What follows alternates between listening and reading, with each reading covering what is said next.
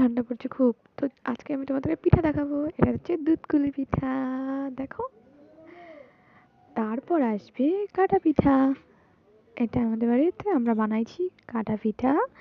তারপরে আমরা বানাইছি পাটিসাপটা। তারপরে আমরা এখানে ভাজা কুলি পিঠা। আর ওইটা হচ্ছে তেল পিঠা। সবাই চেনো এই পিঠাগুলো। তো তোমাদের বাড়িতে কি কি হয়েছে তোমরা আমাকে কমেন্ট করে বলো। আমাদের বাড়িতে কটাই হয়েছে। Good morning and welcome to my blog. তোমরা বুঝতেই পারছো আমি কি নিয়ে আসছি। এই দেখো, পিঠা। আমি কেমন চোরের মতন কথা বলছি না, মনে হচ্ছে পিঠাগুলো আমি চুরি করে নিয়ে আসছি। তো চলো খেয়ে দেখি কেমন লাগে। ট্যান ট্যানা, ট্যানা ট্যানা। প্রচুর ঠান্ডা, বাই গড বলতেছি। আজকে এত ঠান্ডা পড়ছে, তার মধ্যে আমি ঠান্ডা পিঠা খাইছি।